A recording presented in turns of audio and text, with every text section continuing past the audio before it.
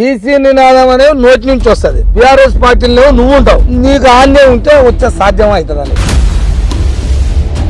రాజ్యాధికారం ఏ నుంచి వస్తుందా? పార్టీలలో ఉంటేనేగా వచ్చేది. పార్టీలలో ఉంటే వస్తుందా, పాండా బాలపొండి తిరిగితే వస్తుందా?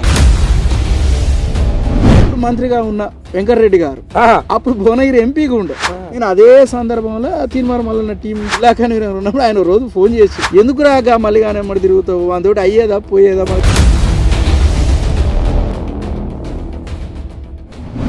మీ కష్టము, మీరు చింత చెట్ల కింద వాడినది ఓ కథ. ఇప్పుడు వాళ్ళందరూ ఎక్కడ పోయారని ఇక వాళ్ళంతా వాదం ఆయన ఎత్తేసిన తర్వాత వాదమే లేనప్పుడు మేమెందుకుంటామని అందరు పోయేది. వాదమే లేదు, ఇది పెద్ద జూదం అయింది అనుకుంటున్నాం. చచ్చిపోయిన కాంగ్రెస్ పార్టీనే నేను పార్టీ నన్ను గెలిపించేది ఎక్కడిది? కాంగ్రెస్ పార్టీ కష్టం వల్లనే ఆయన గెలిచి. నార్కట్పల్లికి ఒకటి, నల్గొండకు ఒకటి, వెంకటరెడ్డి పంగా చెప్పి ఇట్లా కడతా అన్నాడు. మళ్ళీ 2 రోజులకి ఎమ్మెల్సీ టికెట్ అది ఇస్తే అప్పుడు పక్కన నిలబడి మా వెంకటరెడ్డి గారు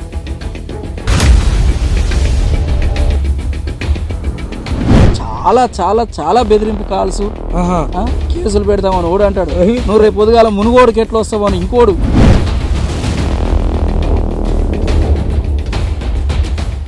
ఎవరన్నా ఎలక్షన్ లో పోటీల నుంచే పారిపోయాడు వాడు, మీరు చూసారు. అందుకనే నేను అది ఏంది ఆయన 1వ నెంబర్ ఎటువంటి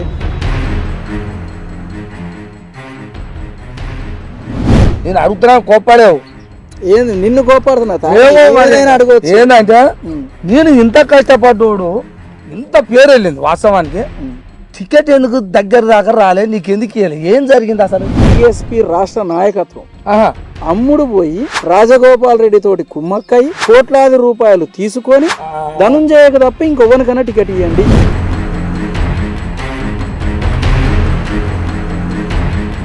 టీఆర్ఎస్ పార్టీలో అయితే జాయిన్ అయ్యారు. నేను ఇది చూసా కదా మిమ్మల్ని తిట్టా. నేను తిట్టినా అయితే ఏమని తిట్టినా గుర్తుందా మీకు?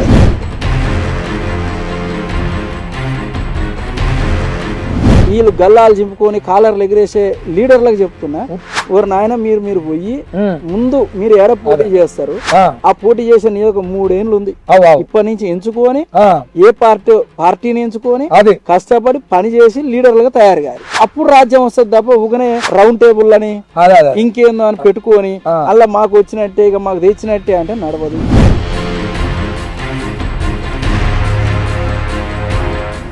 రేవంత్ రెడ్డి అది అన్నాడుగానే మీది 42% రిజర్వేషన్ అన్నాడుగా, మొన్న ఢిల్లీలో పెట్టినట్టుంది. ధర్నా పెట్టింది. మరి నువ్వు పోయినా వాడికి తోలే, నీకు ఇష్టాన పోయినా తోలే. మరి నీకు వద్దా ఏంది అది?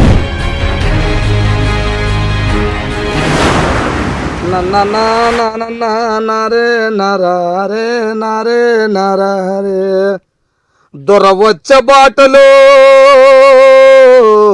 ఎవడు ఎదురు రాకూడదో, దొరకు సాక్షాత్గా నమస్కరించాలి, దొరకు ఊడిగం చెయ్యాలి, దొరకు నజరానలు ఇవ్వాలి, దొరకు దండం పెట్టాలి. అప్పుడు వంతుల వారిగా ఆ దొరకు ఏ విధంగా ఎట్టి చేసేది నాయన? గొల్లొల్లో ఎందుకై గొర్రె నీయాలే, గొర్రె నీయాలే, గౌండ్లలో ఎందుకై కళ్ళు పోయాలే, కళ్ళు పోయాలే, కొంటోళ్ళు తగినంత సరుకులేయాలే, సరుకులేయాలే, మలలో మాదిగోళ్ళు డప్పులు కొట్టాలి, చెప్పులు గుట్టాలి. అంటే ఇక చెప్పుకుంటే పోతే చాలా ఉన్నాయి, కానీ ఇక సబ్బండ కులాలు అంటే అర్థమైంది. మరి ఇక మీరు చూస్తారు. కానీ ఈరోజు మరి నేను ఎవరిని తీసుకొచ్చిండో, మరి నేనే మనవని కాడికి వచ్చినా, మనమేనా నా దగ్గరకు వచ్చిర్రా, మీరు చూస్తున్న సూపులలో తెలవాలా, మీరే చెప్పాలి. మరి ఎవరి కాడికి వచ్చినా అంటే నల్లగొండ జిల్లా బీసీ ఉద్యమ నేత జేఏసీ. మరి ఎవరాళ్ళు నేను ఎంత ఊడగా చెప్తున్నా, ఓన్ పేరు అనుకుంటారు మీరు, పెండెం ధనంజయ. మరి మనవడు మన దగ్గరకు వచ్చిండు, తాతను చూసిపోదామని. మరి ఆయన ఒకప్పుడు తెలుసుగా మీకు, 2 ఏళ్ల కింద 3 ఏళ్ల కింద ఏమేమైందో. ఇక మనం మునుగోడు అంటే పెండెం ధనంజయ అంటే ఏందో సంగతి మీకు తెలిసే. ఇక మరి చాలా రోజులకు దొరికింది నాకు. మరి అలా తాత ముచ్చటేంది, మనవని ముచ్చటేంది, ఎక్కడ పోయినావు, ఏడికి పోయినావు అన్నీ అడుగుతా, మీరు చూస్తూనే ఉండాలి. ఏమంటున్నా? అయ్యా మనవడా. తాత నమస్తే. నమస్కారం నమస్కారం అయ్యా. తాత ఆరోగ్యం బాగుందా? ఇక ఆరోగ్యం అయితే అట్లా శాత కాక మొత్తం మీద అయితే మంచిగానే ఉన్నా. కాకపోతే ఏంటంటే జర్ర నువ్వే నాకు సామాన్యంగా దొరకలే. తాత మనవాడు దొరకలే ఏమంటారుగా పోలీసు వాళ్ళకి పోటీ ఇచ్చిన దొరకలే నువ్వు. మరి అట్టుంది నీ కథ. నేను దొరికించుకోవాలంటే అంత పని ఉంది. ఇక నేను కూడా అనుకున్నా ఇక ఇప్పుడు ఏదో ఇంటికాడు ఉంటాడమ్మా ఏం పని పాడలేదు అన్న అంటే ఎట్లా దొరుకుతాడు ఓ రోజు కాకపోయినా ఓ రోజు. ఇక అయినా మనవాడు ఎందుకంటే ఇక ఈ సమాజం పట్ల ఇంతో అంతో ప్రేమ ఉన్నోడేనా, ప్రజల కోసం తిరుగుతాడా. ఇక బయటికి వెళ్ళిండు ఏడగా అదేమంటారు కానీ బిజీగానా బిజీ అందులో ఉంటాడు. కానీ ఇక నేను కూడా ఇక దొరికినాడు దొరకడా అనుకున్నా. మరి ఇలా అయితే రానైతే వచ్చినావు. తాత మంచిగానే ఉన్నా ఆరోగ్యం గిట్ట. ఇక ఇప్పుడు చెప్పాలి అసలు మునిగోట్లు ఉండగానే తెలుసు మాకు. మునిగోట్ల అప్పుడు ఏంది అంత వ్యవహారం ఉండే. మరి అంతకంటే ముందర నువ్వు ఏదో అది కాంగ్రెస్ పార్టీలో ఏదో పెద్దగానే అంటే ఒక ఉంటుంది కానీ నాయకత్వం ఏదో మరి ఆ కాంగ్రెస్ పార్టీలో ఏం చేసినావు, అలా చేయంగా ఏమైంది? అది పెద్ద పార్టీ ఆయా. మరి నువ్వు అన్నకెళ్ళి ఎందుకు బయటికి వెళ్ళావు ఏంది? అది జర్ర నీ మాటలో చెప్తేనే జర్ర తాతకు. కాంగ్రెస్ పార్టీలో నేను బై బర్త్ అంటే చిన్నప్పటి నుంచి మా నాయన మా తాత వాళ్ళంతా కాంగ్రెస్ లోనే ఉండేది. ప్రత్యేకంగా నేను పోయి కాంగ్రెస్ పార్టీలో చేరింది ఏం లేదు, కాంగ్రెస్ పార్టీలో ఉన్నది ఏం లేదు. ఇక ఉన్నాం కాబట్టి అట్నే ఉన్నాం. తర్వాత మాకు కొంచెం ఊహ తెలిసే నాటికి మన కోమటిరెడ్డి వెంకటరెడ్డి గారు మా దగ్గర నల్గొండకి ఎమ్మెల్యేగా ఉండే. మాకు ఆయన చిన్నప్పటి నుంచి కూడా బాగా దగ్గర ఉండే. మా నాన్నగారు కూడా కాంగ్రెస్ లా బాగా పనిచేసేది. అది కథ అసలు కథ. అట్లనే ఇక వాటినే వాళ్ళతోటే కంటిన్యూ అయినాం. అంతేగాని కాంగ్రెస్ పార్టీలో మనమేం పెద్ద పదవులు తీసుకొని ఎమ్మెల్యేకు అది మన ఏం పోటీ చేయలే, ఎప్పుడేం పోటీ చేయలే. కాంగ్రెస్ లో అయితే ఉన్నారు. కాంగ్రెస్ మరి ఆ నుంచి మరి ఇటు ఎక్కడికి వచ్చి ఆ నుంచి జర్రా ఆ నుంచి ఇక మనం స్వతహాగా ఈ కాంగ్రెస్ పార్టీ అగ్రవర్ణాల మీద వాటి మీద కొంత వ్యతిరేక భావాలు ఉన్న వ్యక్తిగా, చదువుకున్న వ్యక్తిగా, బహుజన ఉద్యమాల సైడ్ పనిచేసే ఆలోచనలో ఉన్న నేపథ్యంలో ఈ తీర్మార్ మల్లన్న పిలుపు మేరకు బహుజన ఉద్యమంలోకి వచ్చి కథ నువ్వు చెప్తావా ఏదుండే కక్కిస్తాడు అందరితో. ఏంది మరి ఎటు పోతాడు నాకు తెలవదా? అబ్బా కక్కిస్తాడు. అందుకనే మరి ఏంది అక్కడ పెద్ద మరి నమ్మిరు వాస్తవానికి. ఇప్పుడు మల్లె అంటే కోపం ఏం కాదు ఓనికి, మల్లె అంటే కోపం ఏం కాదు. కానీ మల్లె చేస్తున్న చేతలల్లా ఆడాడ ఊరికి నచ్చుతుంది, ఊరికి నచ్చదు. కానీ నచ్చినా నచ్చకుండా ఇప్పుడు 10 మంది ఒక కాడు ఉంటారు, 5గురు ఒక కాడు ఉంటారు. 10 మందికి నచ్చాలా, 5గురికి నచ్చాలా? 10 మందికి అంతగా. ఇప్పుడు అట్లా అయ్యింది. మళ్ళీ ఊకనే దుమ్ము వేయలే, మళ్ళీ మీద ఊకనే రాలేయలే. చేస్తున్న చేష్టల వల్ల మీరు జర అందులో కీలకంగా ఈ నల్గొండ జిల్లాకే అక్కడ చూసినావా? చూడరు మీరు ఉత్తగానే కాదు, పెద్ద పని పెట్టుకుని భుజాల మీద ఎత్తుకున్నట్టే అగో అంత పెద్దగా ఎత్తుకుని ఏమైంది మరి? అది అసలు నీకు ఇప్పుడు మీ కుటుంబం మొత్తం కాంగ్రెస్ పార్టీ నుంచి వచ్చిందా? నువ్వే చెప్పిన అవునా? వచ్చింది. అయ్యా మీ కొత్తగా చేరింది ఏం లేదు, మా తాత వచ్చింది, మా నాయన మా తాత అంతా వచ్చిందా? మరి నువ్వు ఏద్దాము ఇటు వాళ్ళకెళ్ళి అంటే ఇటు చూసినట్టేగా. మరి ఇటు చూస్తే నిన్ను వెంకరెడ్డి గాని ఆ రాజా ఉంటారు కానీ నల్గొండ జిల్లా అంటే మీ వెంకరెడ్డి అని. మరి ఆయన ఏమనలేదా ఏంది? ఏమో ధనంజయ నువ్వేమో అటు ఇటు అన్నావు, ఇటు అటు చూస్తున్నావు ఏంది? మరి ఏమో కన్వీనర్ అంటున్నావు, జిల్లా కన్వీనర్ అంటున్నావు, ఏమో మళ్ళీ బాట పట్టినావా అని ఏమన్నా అన్నాడా? అనలేదా? అంటే మనం బహుజన వాదం కోసమే తీర్మార్ మల్లన్న దగ్గరికి పోయినాం.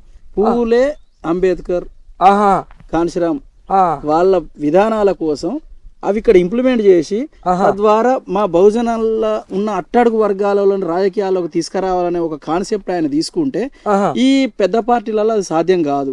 ఒక ఊర్లో ఒక రజకుడు ఉంటాడు, ఒక మంగళి నాయి బ్రాహ్మణ సోదరుడు, మా పద్మశాలిలో మా గౌడ్స్ ఎవరో ఉంటారు. అందులో కూడా ఒకరిద్దరు ఆర్థికంగా ఉన్న వాళ్ళే రాజకీయాలు వస్తున్నారు తప్ప అట్టడుగు వర్గాల నుంచి ఎవరు రావట్లేరు.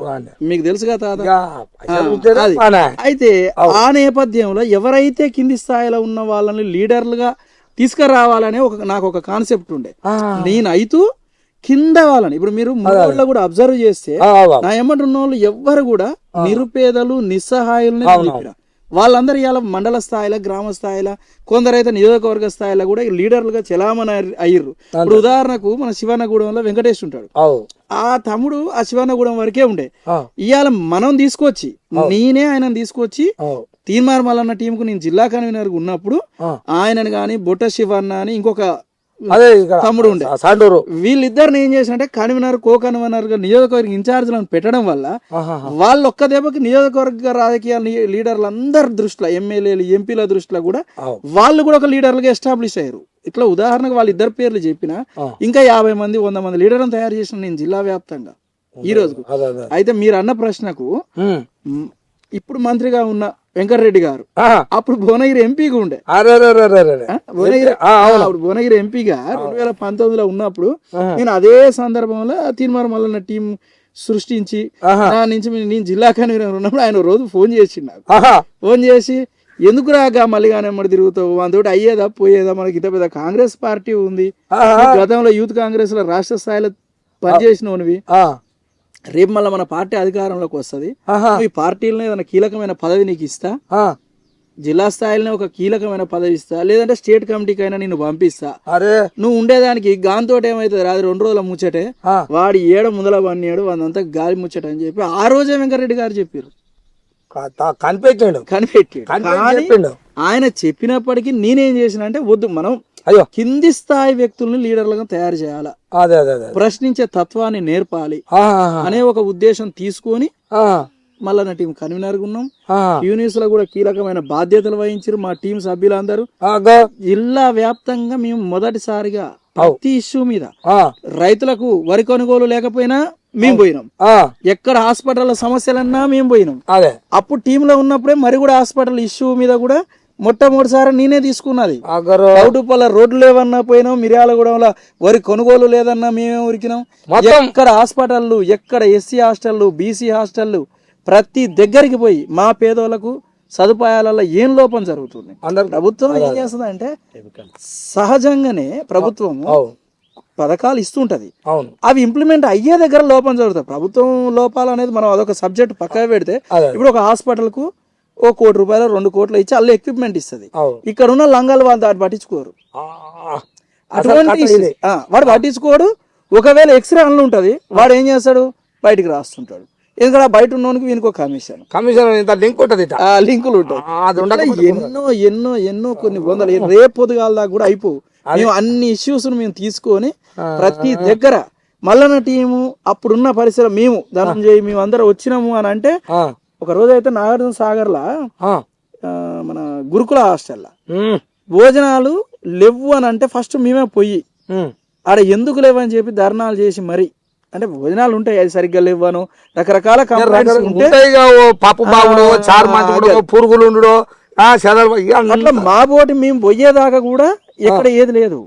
అట్లాంటి ఇష్యూస్ లెక్క లేనన్ని ఊర్లల్లో పెద్దవాళ్ళు పేదవాళ్ళని ఏ రకంగా దోపిడీకి గురి చేస్తుర్రు, ల్యాండ్ పంచాయతీలు ఉంటాయి, ఇంకేదో పోలీస్ స్టేషన్లలో వీళ్ళదే ఆధిపత్యం ఉన్నోళ్ళ దగ్గర గానీ ప్రతి దగ్గర పోయినా అప్పుడున్న అధికారులు కూడా మాకు వాస్తవానికి పార్టీల గురించి మేము అప్పుడు మేము సంస్థ లెక్క ఉన్నాం, ప్రతి ఒక్కరు సహకరించారు. ముఖ్యంగా పోలీస్ డిపార్ట్మెంట్ కొంతమంది మీద అధికారులకు అగ్రవర్ణాలకు లొంగి కొన్ని కేసులు పెట్టినప్పుడు కూడా మేము పోయి మాట్లాడంగానే వాళ్ళు మళ్ళా మా తరఫున సహకరించారు. అట్లా ఎన్నో చేసుకుంటూ వచ్చినాం. చూస్తారుగా వాళ్ళు కూడా ఎవరు ఎందుకోసం నిజాయితీగా నిస్వార్థంగా చేసినాం. ఇక్కడ కెమికల్ కంపెనీలలో ఉన్న దౌర్జన్యాల మీద కూడా రైతుల మీదకి కెమికల్స్ వదిలేస్తే కూడా చాలా ఫస్ట్ మేమే వాటిని వీడియోలుగా తీసి ఏది లింగోటం దగ్గర మేమే తీసుకొచ్చి దాన్ని బయటికి తీసుకొచ్చినాం, బయట ప్రపంచాలకు నష్టపరిహారం ఇప్పించినాం రైతులకు. అట్లా ఎన్నో ఎన్నో ఇల్లు ఆకిలి పెట్టి ఏండ్ల తరబడి తిరిగినాం. ఇది మరి ఇప్పుడు మళ్ళీ ఏమంటే కొనసాగుతున్నావా మరి ఇతనే గట్టిగా? లేదు లేదు. ఎందుకు మరి ఏమైంది? ఇక ఆయన బహుజనవాదం ఎమ్మెల్సీ ఎలక్షన్ రిజల్ట్ వచ్చినాక మంచి రిజల్ట్ వచ్చింది, అందరు బహుజనవాదం గెలిచింది. వాస్తవానికి ఆ ఎన్నికలు టెక్నికల్ గా టిఆర్ఎస్ గెలిచిన వాదం అయితే గెలిచింది మా అందరి సమిష్టి కృషితో. అందరూ అట్లా అనుకురు సమిష్టి మొత్తం మీ పని, మీ శ్రమ, మీ కష్టము, మీరు చింత చెట్ల కింద పడినది ఓ కథ. ఇప్పుడు వాళ్ళందరూ ఎక్కడ పోయారని ఇక వాళ్ళంతా వాదం ఆయన ఎత్తేసిన తర్వాత వాదమే లేనప్పుడు మేమెందుకుంటామని అందరు పోయారు. వాదమే లేదు, ఇది పెద్ద జూదం అయింది అనుకుంటున్నాం. ఇక జూదమో వాదమో మరి ఇప్పుడు ఉండుగా మళ్ళీ ఇప్పుడు కొత్తగా మరి మాట మీరు అప్పట్లోనే ఇంత నమ్మినోళ్ళ. అరే మరి సబ్బండ కులాల కోసం బహుజనవాదం బహుజనుల అట్టడుగున ఉన్న పిల్లలకు కొద్దిగా గొప్ప నాయకత్వం అందించన్నావు, మంచి మాట చెప్పినావు. అందరూ కూడా నిజంగానే ఈ ఏరియాలో అయ్యారు. అంటే మీ చైతన్యమో మీ మంచి మాటలు అయ్యారు కదా. మరి ఇప్పుడు మరి బీసీ రాజ్యం రావాలి, మళ్ళీ ఎమ్మెల్సీ ఆయన ముందే మరి బీసీ రాజ్యం రావాలంటుండు. అప్పటికంటే ఇప్పుడు దబ్బున అవుతుందిగా, మరి ఇప్పుడు ఎందుకు కనిపిస్తలేడు మీకు? ఇంక ఒకసారి ఆయన వాదాన్ని ఎత్తేసినాక ఆయన విశ్వసనీయత ప్రజల్లో కోల్పోయిండు. కోల్పోయిండు. నేను బాజాబ్తో చెప్తున్నా, మీ తల్వార్ మీ ద్వారా మీ ఛానల్ ద్వారా ఆయన విశ్వసనీయత పోయింది.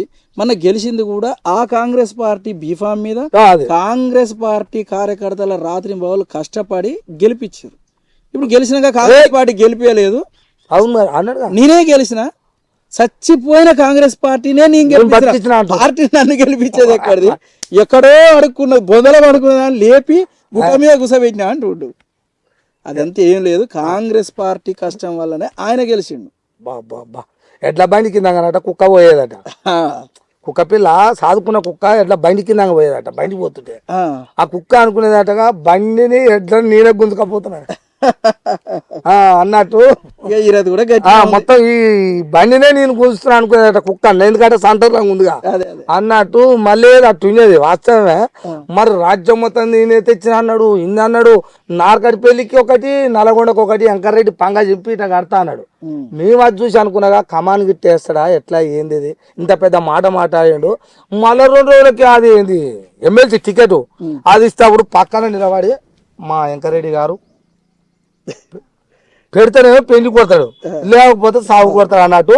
అది 2 కోట్లు అట అది. మరి నేనేమంటా అంటే, చూడు మీలాంటి వాళ్ళు ఎందుకు చెప్తున్నా అంటే, నువ్వు అన్ని పోరాటం చేస్తున్నావు.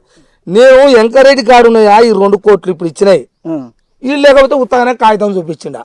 అది ఉత్తగానే కాగితం చూపించినట్టు ఈ ప్రజలను నమ్మిస్తుంది కాగితమా? ఈ ప్రజలకు కూడా ఇది మంచిది తాత, మంచి ప్రశ్న లేవనెత్తినవు. ఎందుకంటే వాస్తవం మరి 2 కోట్లు చీఫ్ సెక్రటరీకి ఇచ్చిండా? ప్రభుత్వానికి రాసియడం అంటే ఒక కాగితం రాసుకొచ్చి ఇచ్చినట్ట, లేకపోతే ఆ ఆస్తులన్నీ ప్రభుత్వానికి రిజిస్ట్రేషన్ చేసినట్ట? మరి వెంకరెడ్డి సార్కి చేసిండా? ఎవరికి చేసిండు? ఇప్పటిదాకా దీనికి జవాబు చెప్పలేదు. నువ్వు ఏం చేస్తావో ఎందుకంటే నీకు చెప్తున్నా నేను. మరి ఈ 2 కోట్లు నేనేమంటున్నా అంటే, కోప్పడద్దు బాధపడద్దు. 2 కోట్లు కలిసి ఇచ్చాడు, ఇయ్యొచ్చు, అప్పు చేయడం నిజమే. ఇస్తే నేనేమంటున్నా అంటే, అయ్యా వెంకరెడ్డి ఎమ్మెల్యే మంత్రి, అయ్యా ఇగో బారు మల్లయ్య మనకు 2 కోట్ల ఆస్తి రాసి ఇచ్చిండు, ఇగో ఇవి నా దగ్గరనే ఉన్నాయి. అగో ఆయన పేరు మీద నేను ఈ పేదలకు ఒక దవాఖానా కట్టిస్తున్నా, 100 కోట్లు ఇచ్చి అమ్మది కొన్ని పైసలు పెట్టి అందులో ఇగో ఇవి కూడా కలుపుతున్నా, తక్కువ పడితే ఇచ్చిన 2 కోట్లు కూడా కలుపుతున్నా. మీకు మండలానికి ఒక లేకపోతే ఒక కాలేజీ కట్టిస్తున్నా. ఆయన పైసలు ఇవి, ఆయన పేరు ఉండాలి, ఎందుకంటే ఆయన ఇచ్చిండే. ఒక మాట చెప్పాలి. మరి ఆయన చెప్తలేడా? ఆయన ఇచ్చింది నిజమా ఉత్త కాగితమా లేకపోతే నీకు కానే ఉన్నాయి? 2 తేలాలి. ఇది రాష్ట్ర ప్రజలందరికీ తెలవాలా? ఎందుకంటే ఇచ్చిన అన్నాడు 2 కోట్లు రూపాయి కాదు, 2 రూపాయలు కాదు. 2 కోట్లు అంటే ఏంది? అది 1 కోటి రూపాయలే ఉండొచ్చు, కోటే 2 కాదు కోటే. ఆయన చెప్పాలి. మరి ఏది ఏమో ఏం చేసి అందుకని ఎందుకంటే నువ్వు ప్రజలాళ్ళు ఉంటున్నావు. ప్రజలాళ్ళు ఉన్నప్పుడు ఇటువంటి కూడా చెప్పాలి. ఎందుకంటే గుడ్డిగా నా ప్రజలందరూ నమ్మి చేస్తారు. ఇప్పుడు మీరు అందరూ మీ అటువంటి మేధావులు అంటే చదువుకున్న వాళ్ళు 15, 12 ఏమంటారు అది డిగ్రీలా పీజీలు అని ఇవన్నీ చేసి అటువంటి మళ్ళీ ఏమటి తిరిగి అయ్యా అది వద్దు తాత అని యాస్టకు వచ్చిందే. మరి సామాన్యులు వాళ్ళ పని ఏం కావాలి? అయ్యా ఇటువంటి మోసకారి తెలుసుకుంటాం మొత్తం మీద దాన్ని ప్రజలకు మీ ద్వారానే మళ్ళీ నేను చెప్తా. అయ్యా ఇది ఒకటి సరే. ఆయన అంత వరకు ముందు మీరు కాడెత్తేసి వెళ్ళిపోయాడు. ఆయన స్వార్థము, ఆయన మంచో చెడు ఆయన కొట్టుకుంటున్నా ఆయన. మరి మీరు ఇప్పుడు మళ్ళీ ఎక్కడ తీసుకురుగా? మరి ఆ నుంచి ఏడుకు వచ్చినావు నువ్వు? నీకు తెలియదా తాత? నన్ను చెప్పమాటవా లేకపోతే? ఎందుకంటే నేను పరిమారికా నేను ఊకోను కాబట్టి నిన్నే అడుగుతున్నా. నిమ్మలంగా నీ అంతా నువ్వే చెప్తావా నన్ను చెప్పమాటవా అనేది నేను చూస్తున్నా. మరి ఊకోనుగా నేను. ఇప్పుడు మునుగోడు అంటేనే పెండెం దానింది అంటే పేరు. ఇప్పుడు మాకు పేరు ఎట్లా తెలుసు? ఇప్పుడు నువ్వు కాంగ్రెస్లా అన్నావు, కుటుంబం చెప్పినావు, మాకు తెలుసాను? తెలియలే. నువ్వు ఏడ చేసినా తెలియలే. మళ్ళీ ఏమడిపోయినావు అయినా తెలియలే మాకు. ఏడ తెలిసినావు? మునుగోడుకు వచ్చి మునుగోడులో బహుజన రాజ్యం అని చెట్టు ఉండాలి అని నీళ్ళు కాండు వేసుకొని అబ్బా వచ్చిండు మంచిగా తిరుగుతున్నాడు. ఏడ సమస్య ఉంటే ఇదేది దీన్ని ఏమంటారు మాది షేర్లకు కూడా ప్రాజెక్టు అందులో అలా టెంట్లు వేసి ఎంత పెద్ద ఉద్యమం అలా చూసినా నేను ఊరికనే అంటలేను చూసినా కాబట్టి ఇంత చేసినావు నువ్వే అతను నీకెందుకు అనిపించిందో ఆడికి వెళ్ళి ఏమనుకోని ఇక్కడ వచ్చినావు నువ్వు.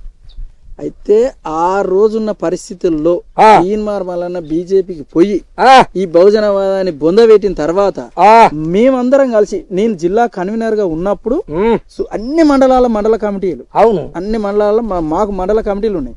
వాళ్ళందరూ కూడా మల్లన్న తోటి పోకుండా మేమంతా నల్గొండలో కూర్చున్నప్పుడు అప్పుడు ఈ నియోజకవర్గ కన్వీనర్ గా ఉన్న బొట్ట శివన్న, తర్వాత సిద్ధగోని వెంకటేష్, మన సురేష్, తర్వాత చౌటుపల్ల వేరే తమ్ముళ్ళు, ఇక్కడ ఉన్న కొంతమంది గౌడు, పద్మశాలి, తర్వాత ఇతరత్ర మా కమిటీలకు సంబంధించిన వ్యక్తులంతా కలిసి నన్ను మునుగోడు నుంచి రా అన్న, మనం అందరం ఎవడు ఎత్తేసినా ఎవడు ఏం చేసినా మునుగోడ్ల భోజనవాదాన్ని బలంగా వినిపిద్దామని చెప్పి వీళ్ళంతా హరీషు, రవితేజ, కొమ్ము గణేష్ ఇట్లా ఎంతో మంది మా తమ్ముళ్ళు యువత అంతా ఉండి నల్లగొండల మేమంతా కూర్చున్నప్పుడు వాళ్ళంతా ఏం చేశారంటే మునుగోడుకు రా, మనం మల్లన్న ఎత్తేస్తే మనం ఎందుకు ఆగిపోవాలి, ఆధారపడి ఒకరి మీద ఎందుకు ఉంటది, దీన్ని ఎప్పుడు కూడా ఆపొద్దు, మనం అయితే మంచి లైన్కి వచ్చినాం, ఆ లైన్ అట్నే కొనసాగిద్దాం.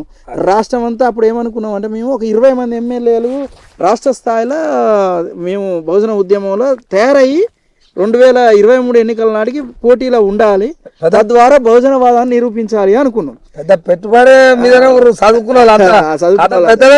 అనుకున్నాక ఈ మల్లన్న ఎత్తేసినాక కనీసం వాళ్ళంతా పోయినా ఏ నుంచైనా ఒకటి నుంచే స్టార్ట్ అవుతాగా, ఆ ఒకటేదో మునుగోడు నుంచి స్టార్ట్ చేద్దామని మునుగోడుకు చెందిన మా మిత్రులంతా కలిసి ఒక నన్ను తీర్మానం చేసి మునుగోడు నుంచి మనం రాజ్యానికి మునుగోడు నుంచే బహుజనవాదాన్ని నిరూపించి ఇక్కడ నుంచి రాజ్యాన్ని స్టార్ట్ చేద్దాం.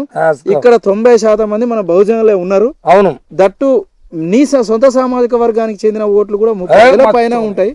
పద్మశాలి వర్గాన్ని నువ్వు ఉండాల్సిందే అని వాళ్ళంతా పట్టుబట్టి నన్ను మునుగోడుకు తీసుకొచ్చి అది కథ, అసలు కథ. అంటే నిన్ను పట్టుకొచ్చిందే కాదు, పట్టుకొచ్చినంత పని ఒకటి కాదు, 2 కాదు, 3 బాగానే దానికి డబల్ చేసినావు. నీ పేరు కూడా ఇక్కడ మరి అట్టనే తెలుసు పెనందానం అంటే.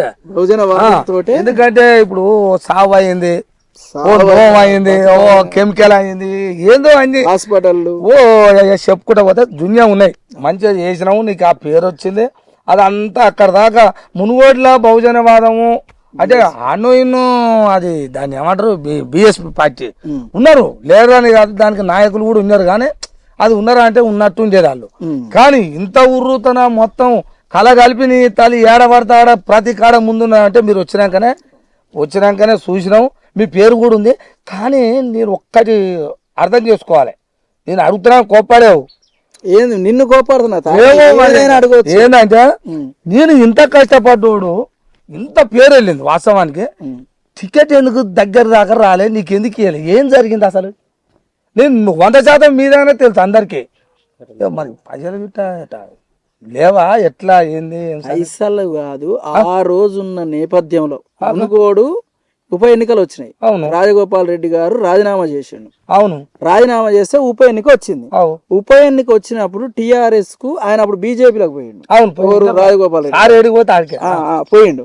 పోయినప్పుడు టిఆర్ఎస్ బీజేపీ పోటీ నువ్వా నేనా అనే నేపథ్యంలో ఉన్నది. అవును, యావత్ మునుగోడు ప్రజలకు తెలుసు, బహుజన ప్రేమికులకు, ఈ వాదాన్ని ప్రేమించే వ్యక్తులందరికీ కూడా ధనుంజయ లాంటి వ్యక్తి ఈ సందర్భంలో పోటీ చేస్తే ఈ వాదం బలపడుతుంది అవును అనేది తెలుసు, మంచి ఓట్లు వస్తాయనేది కూడా మీ అందరికి తెలుసు.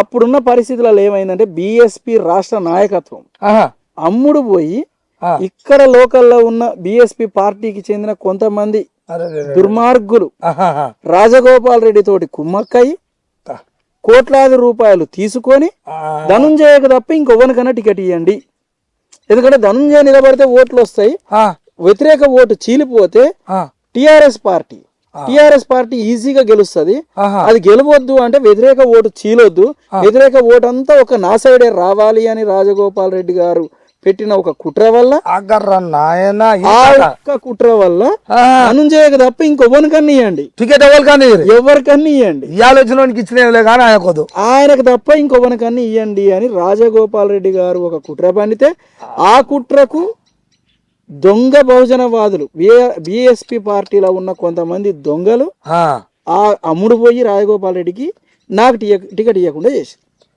రాజగోపాల్ రెడ్డి ఒల పెద్దగా అవుతుంది, పెద్దదే. ఆ ఒలలో పడ్డరు అయితే ఇల్లు ఉత్తుతోళ్ళ మంచిగానే పడిరు, అసలు ఆయన కథం పెట్టారు. ఇది కథ చూసిరాయ. ఈ సంగతులు ఏమో తెలవకపాయ. మంచోడు రాలేదు మన కాడికి, మంచోడు రాలేదు, మంచోడు ఏడ రాణిస్తాడు ఉంటాడా? ఇది కథ. పెయినందానే ఇంత పోరాటం చేసి చదువుకున్నోడు ఒక యువత ఎంగు అందరు పిల్లల్ని కట్టుకొని మండలం పట్టుకొని మునుగోడులో రావాలి, ఇది దొరల చేతులు నడుస్తుంది, ఇది ఎప్పటి నుంచో అని ఒక చదువుకున్నోడు కొద్దిగా దాని మీద పరిశోధన చేసి పట్టుకొని మునుగోడుకు వస్తే పేరు మంచిగా వచ్చి ఆ లైన్ అట దాడుతుంది అంటే కుట్ర పన్నారు. చూసినావా కుట్ర పని ఇవాళ వచ్చిన కన్నా ఇచ్చేది కానీ 2 ఏళ్ల నుంచి పోగేసుకొని కుప్ప కొట్టుకున్నానికి మాత్రం పక్కకు పంపించాలనుకోరు.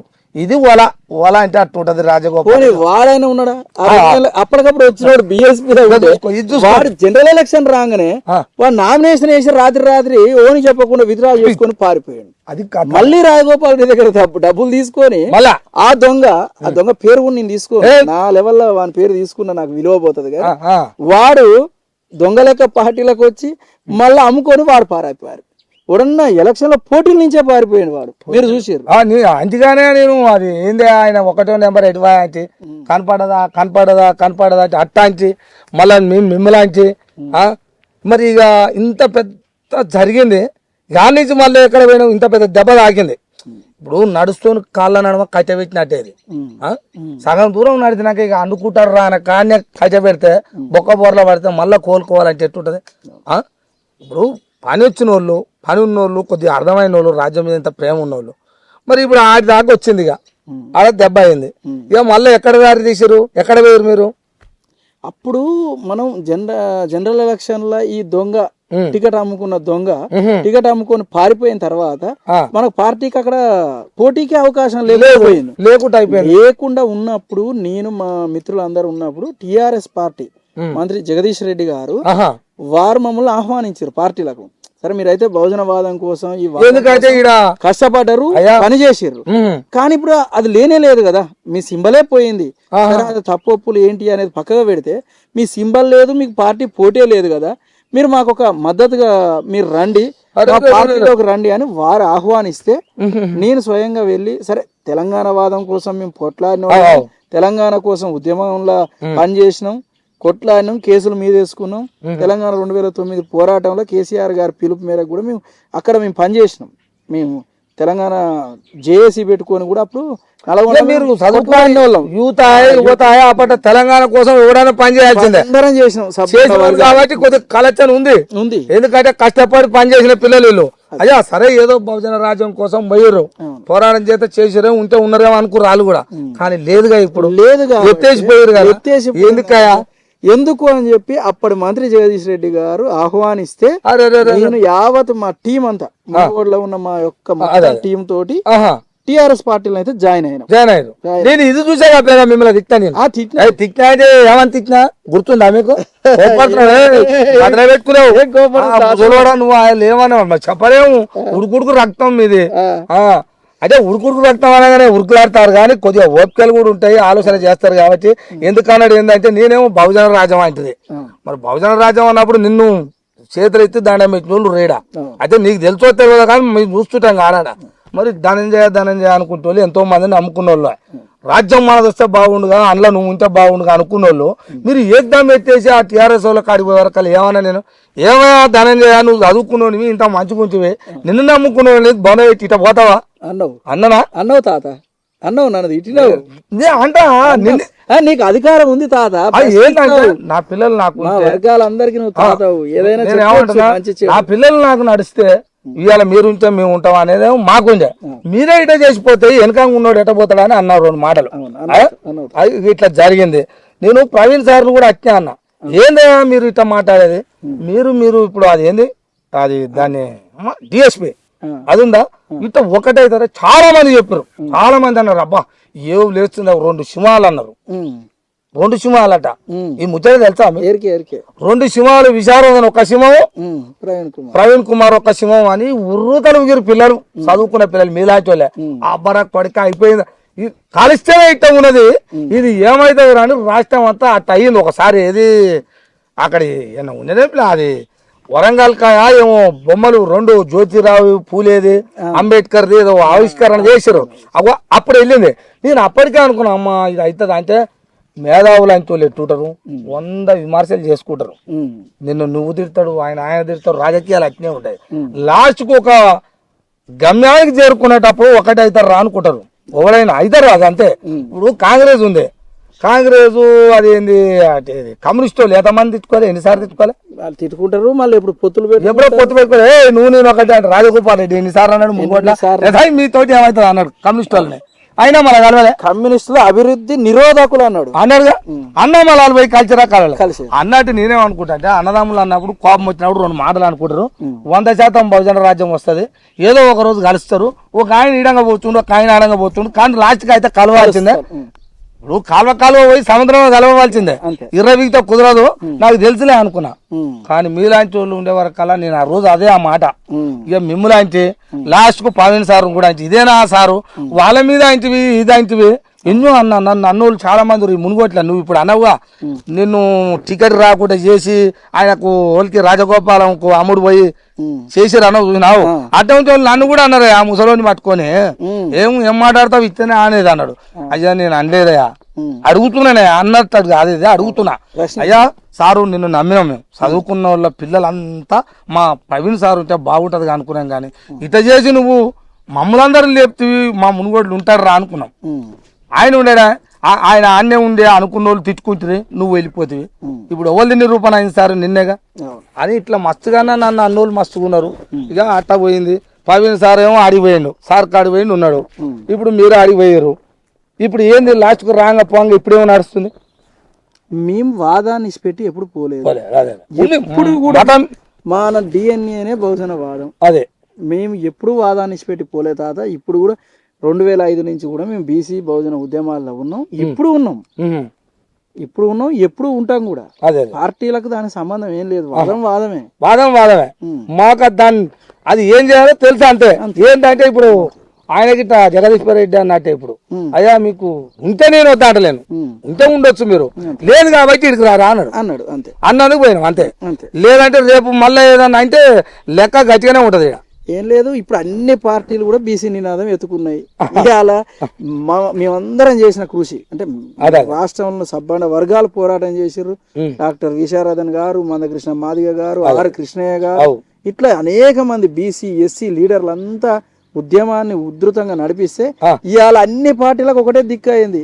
బీసీలకు 42% రిజర్వేషన్ ఇవ్వాల్సిందే అన్ని పార్టీలు వచ్చేసినాయి. అదే అప్పుడు ఇక లెక్క మనకు వచ్చే పార్టీలతోటి లెక్కడికి వచ్చినాం తాత. జరిగితే ఇప్పుడు జరిగినట్టు ఇక జరగ భవిష్యత్తులో చచ్చినట్టు అన్ని పార్టీలు బీసీలకు టికెట్లు ఇవ్వవలసిందే. మనం ఏంటంటే ఆ పార్టీలో ఉన్నాం. బీసీలకే ఇస్తుంది, నేను అంటలేను, నీ లెక్క నీకుంది. ఇప్పుడు బీసీలకే ఇస్తుంది, మరి ఇప్పుడు ఇటువంటి అటాంటది ఇస్తుంది, బీసీకే ఇస్తుంది. కానీ మళ్ళీ ఇదే జరిగితే ఇక అప్పుడు జరిగినప్పుడు కాలం నిర్ణయిస్తుంది. నేనేమంటున్నా ముందే చెప్తున్నా తాత, మనం ఎప్పుడు పోరాట యోధులం. నేనేమంటున్నా అంటే 2.5 సంవత్సరాలు మునుగోడు అర్ధరాత్రి ఎంతో మంది రాత్రి 3ంటికి పాము కరిచిందని ఒక కార్యకర్త ఫోన్ చేస్తే కూడా గవర్నమెంట్ హాస్పిటల్కి వస్తే డాక్టర్ ఇంట్లో ఉంటే కూడా కారు ఎక్కించి డాక్టర్ ఇంటికి తీసుకొచ్చి బతికించిన రోజులు ఉన్నాయి. అది వాస్తవం. వాళ్ళందరూ పేర్లు అవసరం లేదు. ఎంతమంది ఆడోడో కార్యకర్త పత్తి రైతు పురుగుల మంది అయితే తీసుకొచ్చి ట్రీట్మెంట్ చేయించినాం. ఎంత మందినో కాపాడుకున్నాం. పోరాటం ఎప్పుడు చేస్తూనే ఉంటాం. ఇప్పుడు జరిగేది రానున్నది బహుజన రాజ్యం. దానికి ఏ పార్టీ అయినా బహుజనులకు టికెట్లు ఇవ్వవలసిందే, అన్ని పార్టీల మద్దతు ఇవ్వవలసిందే. రాజ్యం వచ్చి తీరుతుంది. ఆ రాజ్యం దానికి మేము ఎప్పుడు పోరాటం చేస్తూనే ఉంటాం. ఆ రాజ్యంలో మేము ఉంటాం, పాలకులుగానే ఉంటాం. ఉండాలని నేను కూడా కోరుకుంటున్నాను, ప్రజల సాక్షిగా చెప్తున్నాను. ఎందుకంటే మీరు ఉండాలి కూడా, నేను ఉండదు దాంట్లో. ఎందుకంటే నేను మంచి చేస్తే సపోర్టే ఎప్పుడు చూడు. ఉమ్. నేను నా సబ్బండ కులాల కోసం బహుజన రాజ్యం కోసం మీరు అడుగేస్తాంటే మీ వెనక ఉంటానికి సిద్ధంగా తాత నేను ఉంటాను చెప్పిన ఎప్పుడైనా. మంచి చెడు చెప్పు. మీరు మళ్ళీ అది తోక జాడి తచ్చి అన్నారు అనుకో మళ్ళీ వెనకంగానే ఉంటాను నేను. కర్ర కూడా మెండి మరి ఇది మీరు ఊగానే తెచ్చిన ఇది కాంతర్రాజు ఎట్ట చేసిండు ఇది.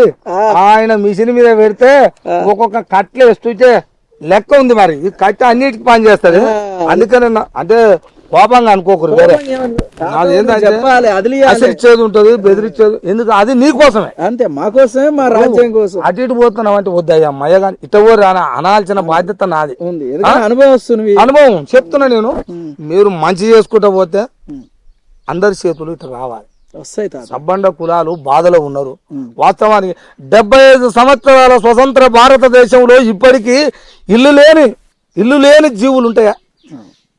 జంతువులు అనేవి ఊళ్ళల్లో ఒక్కొక్కరికి 3 కొడుకులు, 4 కొడుకులు, 2 కొడుకులు, ఇల్లు సరిపోక పట్టణంలో కిరాయిలు తీసుకొని పిల్లలు తీసుకొని భార్య పిల్లలు తీసుకొని పోయి అక్కడ బతురు.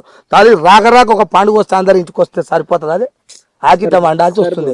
మరి ఏంది మన రాజ్యం ఏం చేయాలి, ఎట్ట చేస్తారు? మీలాంటి వాళ్ళు చదువుకున్న వాళ్ళంతా ఒక్కటి అయ్యి ఇట్టోటిది పట్టుకొని నడవాలనా వద్దా? ఖచ్చితంగా నడుస్తాం. ఆ రాజ్యంలో మీరు ఉండాలనా ఉంటాం? దొంగలేమటి ఉండాలి? లేదు, రాజ్యం బహుజనులదే. ఇప్పుడు తెలంగాణ రాష్ట్రంలో మొత్తం బీసీ బీసీ బీసీ బీసీ ఎవరినోడా చూడు బీసీ. బీసీ లొల్లి మొదలైంది. మరి బీసీ అని వస్తుంది. నువ్వు అదే ఇప్పుడు అడుగుతుంటే చెప్పుకుంటూ వస్తున్నావు. మరి నువ్వేమో బీసీ నినాదం అనేది నోటి నుంచి వస్తుంది. నువ్వు ఉన్నదేమో వెలమదోర అంటే కేసీఆర్ ఆయన పార్టీలు ఉన్నావు. మరి నువ్వు బీఆర్ఎస్ పార్టీలో నువ్వు ఉంటావు. మళ్ళీ నేను బీసీలకు రాజ్యం రావాలి, బీసీల రాజ్యం రావాలని అంటున్నావు. మరి వాళ్ళ దగ్గర నువ్వు బీసీ రాజ్యం రావాలంటే వాళ్ళు వింటారా? నీకు ఆన్నే ఉంటే వచ్చే సాధ్యం అవుతుందా నీకు? తాత మంచి ప్రశ్న అడిగిన తాత. వాస్తవానికి ఇప్పుడు చాలా మంది ఏం మాట్లాడతారు, బీసీలో రాజ్యాధికారం రావాలంటారు. రాజ్యాధికారం ఏ నుంచి వస్తుంది తాత? పార్టీలలో ఉంటేనేగా వచ్చేది. పార్టీలలో ఉంటే వస్తుందా, పాండాబాల పొండి తిరిగితే వస్తుందా? మీరు చెప్పండి. ఏదో ఒక పార్టీలో ప్రతి బీసీ లీడర్ ఉండాలనేది నా కాన్సెప్ట్. ఇందాకనే మీకు చెప్పిన అట్టడుగు వర్గాల ఉన్న వ్యక్తుల్ని లీడర్ గా తయారు చేసే ఒక బాధ్యత తీసుకున్నామని చెప్పినాం. నేను ఎప్పుడు కూడా ఎవరికి నచ్చిన పార్టీలో వాళ్ళు ఉండండి, ఆ పార్టీకి సంబంధించిన కార్యక్రమాల్లో ఉండండి, ఆ పార్టీ అధినాయకత్వంతో ఉండండి, పార్టీ కోసం ప్రజల కోసం పనిచేస్తే మీరు లీడర్గా ఎదుగుతారు అని చెప్పిన. అప్పుడు పనిచేస్తుంటేనే కదా తాత వాళ్ళు టికెట్లు ఇచ్చేది, రాజ్యం తెచ్చుకునేది. నేను ఏ పార్టీ ఈ పార్టీ, నేను బీఆర్ఎస్ లోనే ఉన్నా, బీఆర్ఎస్ లో ఉండుకుంటేనే బీసీల కోసం కొట్లాడుతున్నాం. సంఘం వేరు, పార్టీ వేరు. సంఘమే, పార్టీ పార్టీనే. పార్టీ లైన్ లో కూడా పనిచేస్తున్నాం, బయట సంఘం కోసం పనిచేస్తున్నాం. ఇప్పుడు బీఆర్ఎస్ పార్టీ కూడా బీసీలకు 50% టికెట్లు ఇస్తా ఉంటుంది తాత. ఇప్పుడు ఇస్తా ఉంటుంది తీరుతుంది ఇచ్చి అంటే ఇప్పుడు నీలాంటి వాళ్ళే ముందర ఉండాలి, మన కాడు ఉండాలి, బహుజన రాజ్యం అంటే మన చేతులు ఉండాలి అని అనుకుంటున్నాం. ఇది అందరికి ఎరుకున్నమాట. నేనేమంటున్నా చూడు మంచిగా. ఇప్పుడు నువ్వు చదువుకున్నావు, నీలాంటి వాళ్ళు 100 మంది చదువుకోరు. రాష్ట్రంలో లక్షల మంది చదువుకోరు కానీ లక్షల మంది రారు. 100 మంది నిలబడతారా నికాచిగా. రాజ్యం మన చేతులు ఉండాలి, ఆ రాజ్యం మన కాడు ఉండాలంటేనే బహుజన రాజ్యం ఉన్నారు. అయ్యా రెడ్డి రావుల రాజ్యం ఉంది కాబట్టి అందులో మనం మిసలేమయ్యా, ఓ టికెట్ ఇస్తారు కానీ వాళ్ళ దగ్గర ఉంచుకుంటారయ్యా అనేది ఉంది. అప్పటి నుంచి నడుస్తుంది కదా. ఇప్పుడు బీసీ అంటే బీసీ రాజ్యం రావాలి. నేనేమనుకుంటున్నా, బీసీల చేతులు ఉంటుందా? ఆ పార్టీ బీజేపీ పార్టీ ఉంది, బీజేపీ బీసీలకు టికెట్ ఇస్తుంది, బీఆర్ఎస్ బీజేపీలకు టికెట్ ఇస్తుంది. ఇక ఎందుకంటే సోయి వచ్చింది అందరికి, ఒక కొడుకు ఇది అట్లా అవుతుంది రో అని అంటది అని ఏం చేస్తుంది, టికెట్ ఇస్తుంది. నేను కాదంటలేను, కాంగ్రెస్ కూడా ఇస్తుంది రేపు అందరికి బీసీలకు ఇస్తుంది. కానీ పార్టీ అలాగే అంట నేను. పార్టీ ఎవరిదైతే ఏంటి తాత? కేసీఆర్ గారు తెలంగాణ తెచ్చిండు. అది ఎవరు ఒప్పుకున్నా ఒప్పుకోకపోయినా ఆయన వల్లనే వచ్చింది. అందరం మనం ఆయన తోటి కలిసి నడిచినాం, తెచ్చుకున్నాం. మరి ఆయన రాజ్యం తేవడానికి ఎన్ని బాధలు పడ్డాడు. ఫస్ట్ ఆయన టీడీపీలో ఉండే తెలంగాణ అన్నాడు, ఆ నుంచి బయటకు వచ్చిండు, పార్టీ పెట్టుకుండు. మళ్ళీ 2004లో ఇదే కాంగ్రెస్ తోటి కమ్యూనిస్టులతో పొత్తు పెట్టుకుంటూ రాజ్యంలో జ్వరపడ్డాడు. 30 మంది 24 మంది ఎమ్మెల్యేలను గెలిపించుకుంటూ 6 ఎంపీలను గెలిపించుకుండు తెలంగాణ వాదం మీద. మళ్ళీ ఏం చేసిండు, 2009కి వచ్చేసరికి ఏదైతే టీడీపీ ఆంధ్ర పార్టీ అన్నాడో మళ్ళీ 2009లో అదే టీడీపీ తోటి పొత్తు పెట్టుకుండు. రాజ్యం తేవడానికి ఏం చేయాలనో అవి చేసిండు, సకలం చేసిండు. అదే కాన్సీరామ్ గారి ఫిలాసఫీ కూడా అదే. ముందు నువ్వు రాజ్యాలకు రావాలి అంటే నువ్వు పొత్తు పెట్టుకుంటావా, ఎవరితోటైనా యుద్ధం చేయమన్నాడు ఆయన. నువ్వు ఆన్నే ఉంటావా? ఇప్పుడు నేను ఎన్నో ఉండి ఒర్రితో నడవదు, పార్టీలలోనే ఉండాలి. కొంతమంది మా బీసీ నాయకులు కొంతమంది తెలివి తక్కువ మాట్లాడుతుంటారు. నువ్వు వాళ్ళని ఎందుకు ఉంటావు, ఇల్లు ఎందుకు ఉంటావు, మనం ఉద్యమం చేయాలి రోడ్డు మీద అంటారు తప్ప వాళ్ళ నాయకులను తయారు చేయాలంటే పార్టీలలోనే నాయకులు తయారవుతారు, పార్టీలలోనే తయారవుతారు. నేను మళ్ళీ చెప్తున్నా, నువ్వేమో పార్టీ అంటున్నావు, ఏదో ఒక కాడు ఉండాలి మనం, ఖచ్చితంగా ఇదే అనేది పార్టీలో వాళ్ళు ఉండాలి కానీ రాజ్యం తెచ్చుకోవచ్చు, పార్టీలలో ఉండాలనే నీ వాదంగా. మరి కొంత పార్టీలు లేకుండా బయట ఉండి చూసుకో, ఇక రాజ్యం బీసీ రాజ్యం వాళ్ళంతా వాళ్ళకి అవగాహన లేక కొన్ని సంఘాలు ఉన్నాయి బీసీ సంఘాలల్లో, వాళ్ళకి అవగాహన లేదు, వాళ్ళకి సబ్జెక్టే తెలియదు.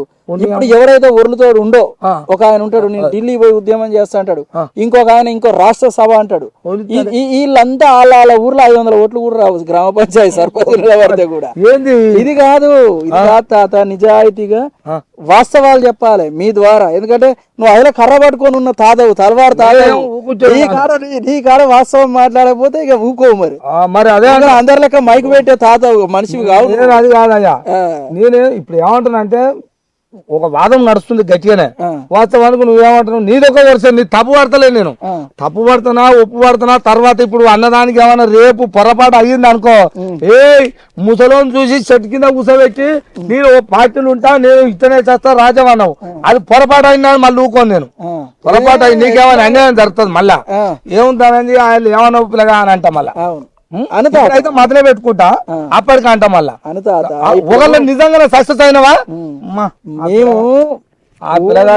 శ్రీరామ్ అంబేద్కర్ సిద్ధాంతాలతోటే ఏ పార్టీలో ఉన్నా, ఇప్పుడు నేను ఏమంటున్నా, ఉదాహరణ బీఆర్ఎస్ లో ఉన్నా, బీఆర్ఎస్ లో ఉంటే మనం మా పార్టీలో ఉన్న ఇప్పుడు కేసీఆర్ గారి ఆదేశాల మేరకు బీసీలకు ఏం చేద్దాం, చట్టసభల రిజర్వేషన్లకు కావచ్చు, లీడర్లను ఎట్లా ప్రొడ్యూస్ చేద్దాం అనే విషయంలో వారు కూడా తమిళనాడు కూడా ఒక టీమును పంపించి పార్టీ తరఫున, అక్కడ బీసీ లీడర్లే 90% ఉంటారు. అక్కడ తమిళనాడులో అగ్రవర్ణాలకు చోటు ఉండదాడా, బహుజనాలకే ఉంటదాడా మొత్తం. అసలు ఆడ పోటీలనే ఉంటారు అగ్రవర్ణాలకు సంబంధించిన వాళ్ళు. ఏళ్ల మీద లెక్క పెట్టవచ్చు తాత, 240 మందిలో 5-6 ఎమ్మెల్యేలు. తర్వాత మనది ఇది తెలంగాణ మీరంతా చూడండి, ఇంకొక 15 ఏండ్లు, ఒక 10 ఏండ్లు అంతకంటే తాత మరి చూడకుండా పోయావు. గట్టిగా ఉండాలి, సద్దానం తిని గట్టిగా ఉండాలి. నేను పొయ్యే ఏమంటారుగా దారి గట్టిగా ఉండి ఆ శక్తి అవి అన్ని ఉంటే నేను దాంట్లో ఆశతోటనా మీరు సతుకు అయ్యారు అనుకో, ఒక 10-15 ఏళ్లలో పూర్తి స్థాయిలో రాజ్యం వస్తుంది.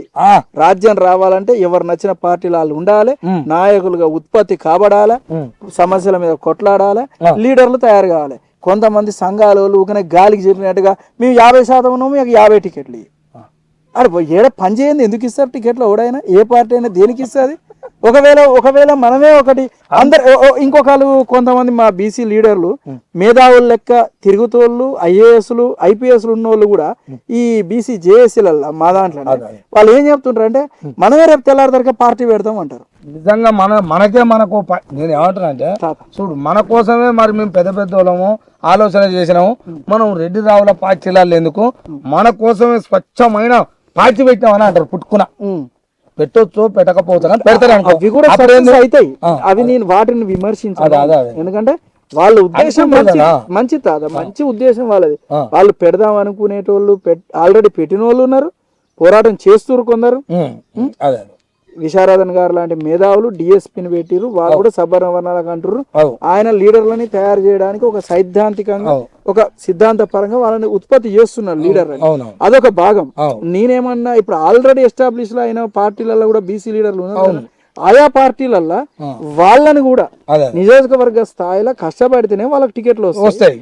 వాళ్ళు ప్రజల మన్నలు పొలి గెలుస్తాయి. టికెట్ ఇయ్యంగానే కూడా కాదు కదా, వాళ్ళు గెలవాలి అంటే ఇప్పుడు నేను మునుగోడులో పని చేసిన కాబట్టి రేపు నాకు టికెట్ వచ్చినా నేను గెలవడానికి అవకాశాలు ఉంటాయి. నేను ఏదో రాత్రి వచ్చి మా సాలోళ్ళు ఎక్కుర్రాను, ఇంకొక ఇంకా మా గౌడ్స్ ఎక్కుర్రని ఇంకొక ఆయన పోతాడు, మా ఒడ్డేరోళ్ళకి అసలు టికెట్లే ఇయ్యరా అని చెప్పి ఒక టికెట్ తెచ్చుకోగానే కాదు. వాళ్ళంతా కష్టపడాలా, ఆయా పార్టీలో పనిచేయాలి, కష్టపడాలి, జనంలకు చేరువ కావాలి, టికెట్ తీసుకొని గెలవాలి. నేను ఈ సిద్ధాంతం చెప్పుకుంటా పోతున్నా. అరే నాకు ఒక అదికి వచ్చింది. ఇప్పుడు నువ్వు అన్నావు చూడు, పార్టీలలో పని చేయాలి, పార్టీలలో పని చేసే టికెట్ ఇస్తారు అవును అంతే అన్న ఇస్తారు. నిజంగా కూడా ఇప్పుడు బీఆర్ఎస్ పార్టీలు ఉంది, బీఆర్ఎస్ పార్టీలో బీసీలు బీఆర్ఎస్ ఉంటారు. అదే ఎవరికి నచ్చింది వానికి. బీఆర్ఎస్ లో కష్టపడి నమ్మకంగా ఉన్న వాళ్ళు బీఆర్ఎస్ టికెట్ వస్తుందా రాదా, కష్టపడి రాదు, ఎవరికి రావాలో వస్తుంది. బీజేపీలో ఉన్న వాళ్ళు కూడా అంతే, కాంగ్రెస్ లో కూడా అంతే. మరి వాళ్ళ టికెట్లు వాళ్ళకున్నాయి, ఇంట్లో ఉన్న టికెట్లు ఇళ్ళకున్నాయి, ఇంట్లో ఉన్న టికెట్లు ఇళ్ళకున్నాయి. వీళ్ళు ఇవాళ వచ్చినాయంటే ఏం ఊరుకోరు అనుకో. వీళ్ళు కష్టపడ్డ వాళ్ళకి వీళ్ళ పార్టీకి ఏ పార్టీకి ఆ పార్టీ టికెట్ ఇచ్చుకుంటా ఉన్నదే వాళ్ళ కార్యకర్తలు నాయకులు. మరి బయట చూసుకోరు రాజ్యం వస్తుంది అన్నోనికి మరి టికెట్ ఏడికెట్లు వస్తుంది ఎట్లా ఏం రాదు. అంటే ఇప్పుడు ఉత్త జీరోగాడే మీన్. ఈ సందర్భం ఒక కొత్త విషయం తాత ద్వారా ఛానల్ ద్వారా చెప్తున్నా. ఏ బీసీ నాయకులకు కూడా మా బీసీ చెప్తున్నా, వీళ్ళు గల్లాలు చింపుకొని కాలర్లు ఎగిరేసే లీడర్లకు చెప్తున్నా, ఎవరు నాయన మీరు పోయి ముందు మీరు ఏడ పోటీ చేస్తారు, ఆ పోటీ చేసే నియోజక 3 ఏళ్ళు ఉంది, ఇప్పటి నుంచి ఎంచుకొని ఏ పార్టీని ఎంచుకొని కష్టపడి పని చేసి లీడర్లుగా తయారు కాదు. అప్పుడు రాజ్యం వస్తుంది తప్ప ఊగనే రౌండ్ టేబుల్ అని ఇంకేందో అని పెట్టుకొని అలా మాకు వచ్చినట్టే ఇక మాకు తెచ్చినట్టే అంటే నడవదు. కష్టపడని నేర్చుకోండి. కొంతమంది వ్యక్తులు గాలిలో దీపం ముచ్చేసి సల్లారకు దేవుడు అంటే అది అర్థం కాదు, సల్లారుతుంది మొత్తం మీద. వద్దు ఆ పనులు చేయకూడదు. ఇప్పుడు నేను కూడా తాత మునుగోడులో అంత పని చేసిన కాబట్టి ఇవాళ వాళ్ళు గుర్తించారు, మీరు ప్రజలంతా గుర్తించారు. ప్రజలు ఊరికేనే కాదు కదా. ఇక్కడ ఏరియాలో సరే 2 సంవత్సరాలు 3 సంవత్సరాలు అటు ఇటు తిరిగినావు.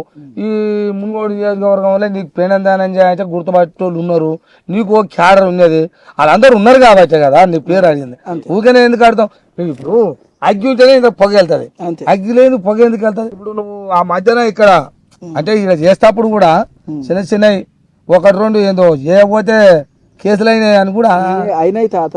చెర్లగూడెం పని చేసినప్పుడు మనం టెంట్లు వేసి ధర్నాలు చేసినాం కదా, ఇంటి ముందు చచ్చిపోయినామని పెట్టుకోవాలి తీసుకు లక్ష్మమ్మ గారు అని. నిజమే ఆమెని ఈ ఎండల ధర్నా చేసినాం మేము. ఆ మే నెల ఎండలు బాగుండే, ఆ మన వడదెబ్బ తగిలి ధర్నా చేసిన వ్యక్తి నాగిళ్ళ లక్ష్మమ్మ గారు అని ఆమె చనిపోయింది. ఆ శివనగూడెం ప్రాంతం ఆ గ్రామం ఆమె. అయితే చనిపోతే మేమేం చేసినామంటే వీడు మాకు గవర్నమెంట్ నుంచి 6.5 ప్యాకేజీ రాలేదు, వీడు ఈ ప్రాజెక్టు పనులు అడ్డుకునే కార్యక్రమంలో ఆ టెంట్లు వేసి ధర్నాలు చేసినాం, మాకు వచ్చినాకనే చేయాలని పెట్టినాం. ఆమె చనిపోతే అప్పుడు మేము అప్పుడు బిఎస్పీలోనే ఉన్నాం కాబట్టి అందరం కలిసి మేము పోయి అక్కడ శవాన్ని ఆఫీస్ ముందర పెట్టి ధర్నా చేసి ఆమెకు నష్టపరిహారం ఇప్పించినాం. ప్రభుత్వంలో కూడా ఇది పెద్ద చర్చగా తీసుకొని పోయినాం. దాని మీద నా మిత్రుల మీద, మా నాయకుల మీద, అందరి మీద కేసులు అయినాయి.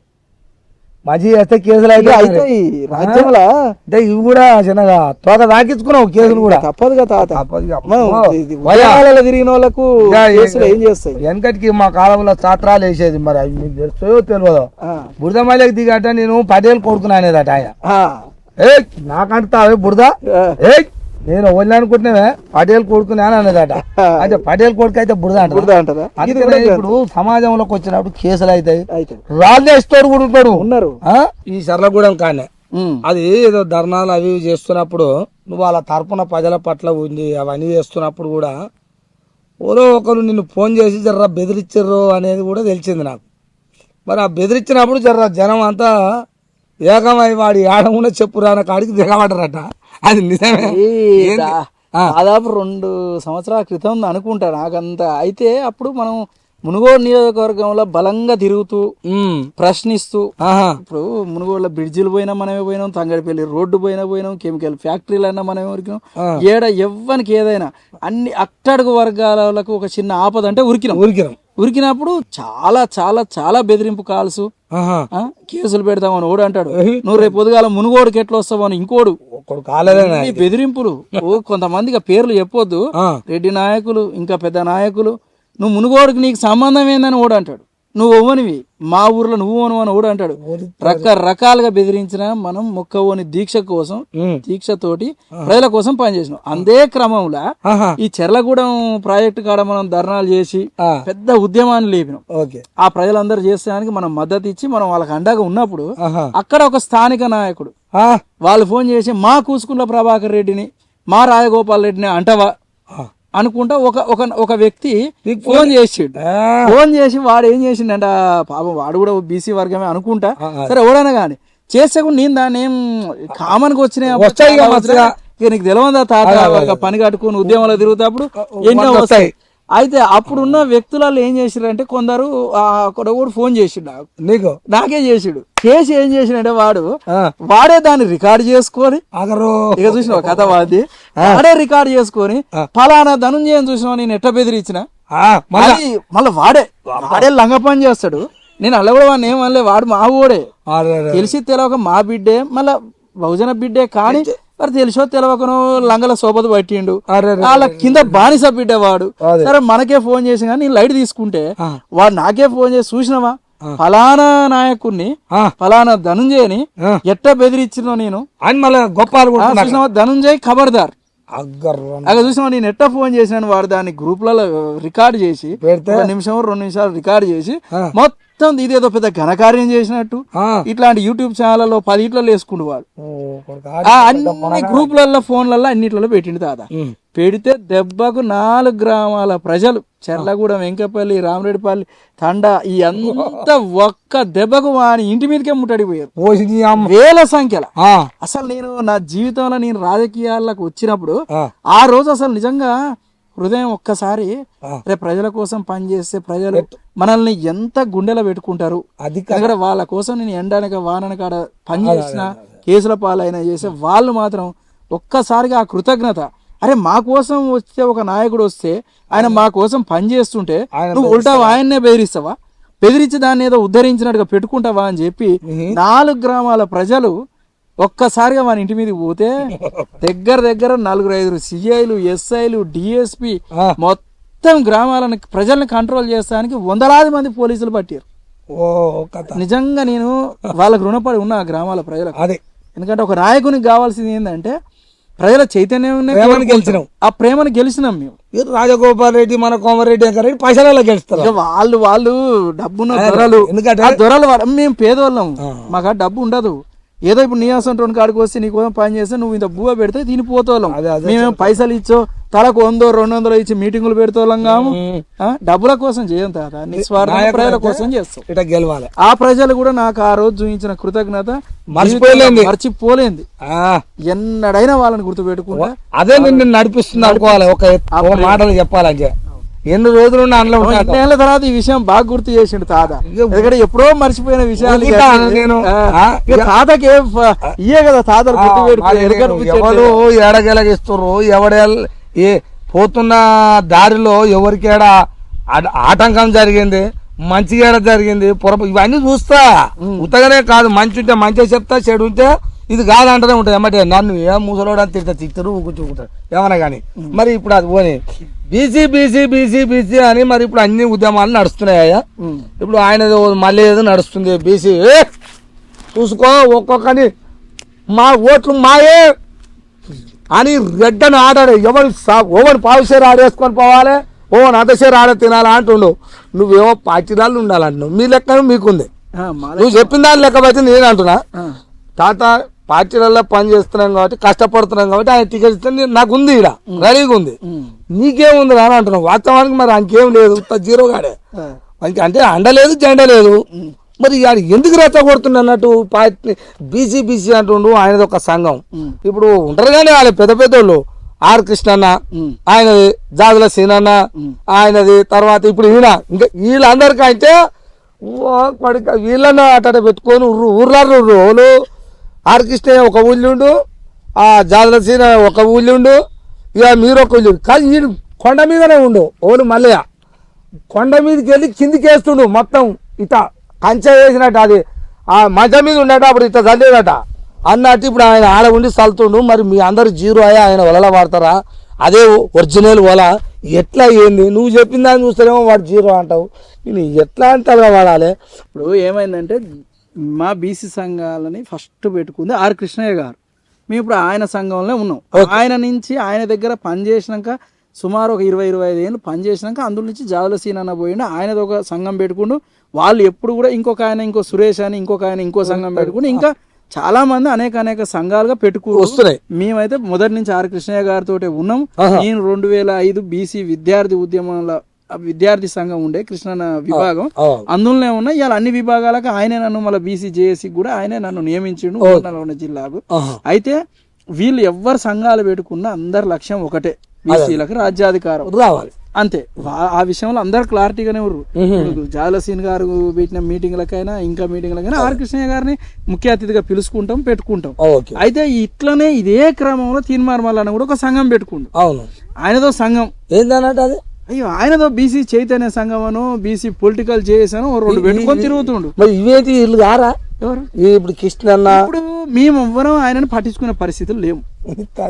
మేము ఎలగొడతారికే మా దాంట్లోకి వచ్చిండు, కృష్ణ దగ్గరకు వచ్చిండు, కాలు మొక్కిండు.